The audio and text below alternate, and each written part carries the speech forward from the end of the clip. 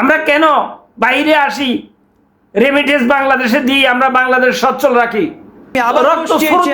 প্রবাসীর ন্যায় বিচার এনে দেওয়ার জন্যে আজকে আমার পাশে যে মানুষটাকে দেখতে পাচ্ছেন, বিদেশের মাটিতে কাজ করতে করতে করতে করতে দাড়ি মুছ চুল সব পাকিয়ে ফেলেছে।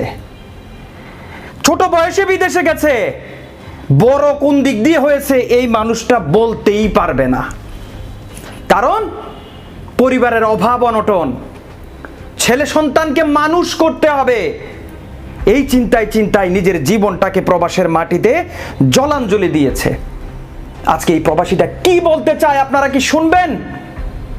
আপনি যদি একজন প্রবাসী হয়ে থাকেন তাহলে ভিডিওটা শুনবেন, ভিডিওটা শেয়ার করবেন, ভিডিওটা ওই মানুষদের কাছে পৌঁছে দিবেন যে মানুষগুলো এই মানুষের রেমিটেন্স দিয়ে বাংলাদেশকে দৈত্যাকার করে রেখেছে।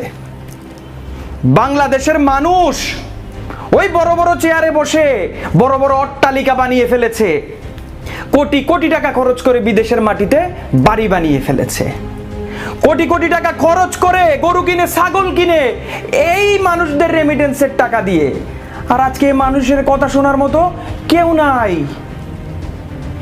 কোথায় বলবে কষ্টের কথা যে মানুষটা নিজের ঘরেই নির্যাতিত, যেই পেট থেকে তারা ভাই বোনরা বের হয়েছে, ওই ভাই বোনরাই যদি এই প্রবাসী নামক যন্ত্রটার সাথে বেইমানি করে, তাহলে ন্যায় বিচারের জন্য কোথায় যাবে, কার কাছে বলবে?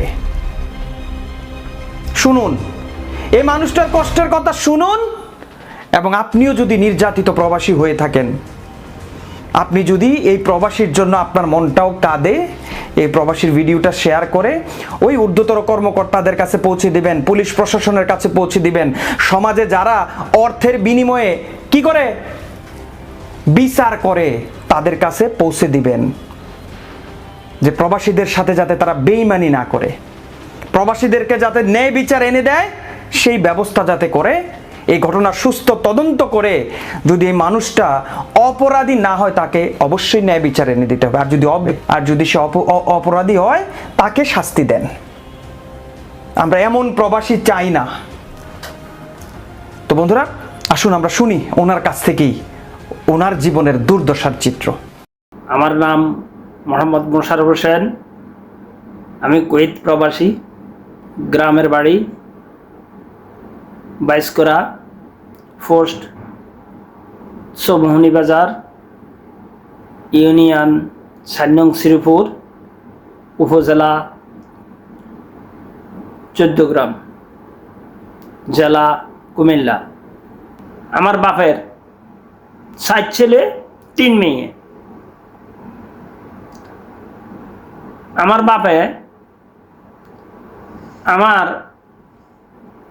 এক ভাইরে ১১ শতক এবং আমরা টিরফি জ্ঞানী ৫.৫ ঘন্টা জমিন আব্বায় অতিরিক্ত বেশি দিছে। আমরা কোনো কিছুই বলি নাই।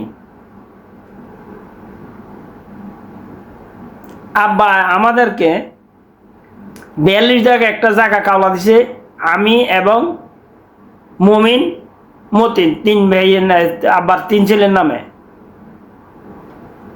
আর আব্বার যে দাদার দিনের সম্পদ আছে, একটা পুকুর ছিল,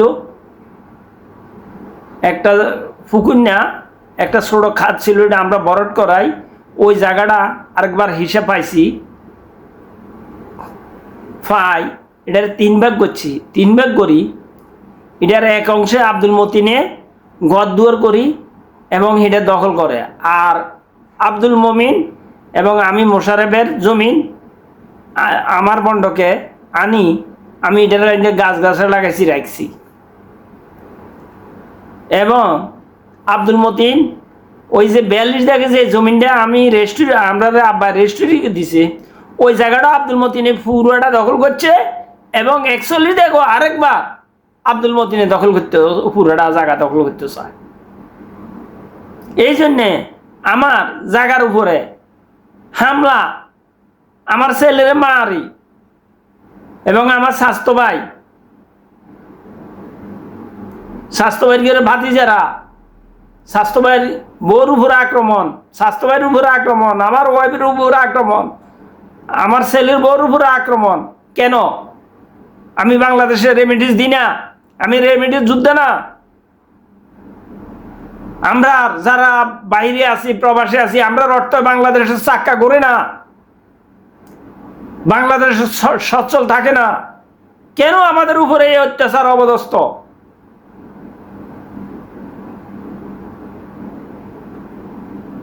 আমরা কি এই জন্য আমাদের প্রবাসে আসি, আমরা জীবন ত্যাগ করতেছি, আত্মীয় স্বজন ছাড়ি?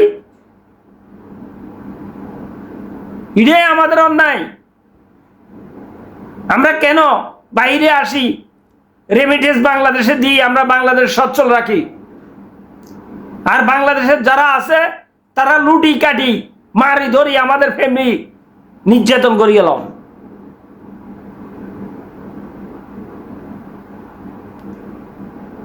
এই জন্য সবার কাছে মেম্বার এবং সর্দার মাতাব্বর, গ্রামের গণ্যমান্য যারা আছেন এবং ইউনিয়ন পর্যায়ের চেয়ারম্যান যারা আছেন, আমার সুরা সত্য বিচার চাই, আমার সত্য বিচারটা চাই। আমরা একই বাপের সন্তান, একই মায়ের পেটের থেকে আসছি। আমরা মাও দুই না, বাপও দুই না, বাপও এক, মাও এক। কি জন্য আমাদের উপরে এই অত্যাচার? আমরা কেন প্রবাসে এসেছি? এই জন্য কিছুদিন পূর্বে আমার বড়জনের আমার ভাইয়ে যিনি বাড়িতে আছেন, উনি রাস্তাতে রক্ত স্রোত বইলেন উনার ছেলে নিয়ে।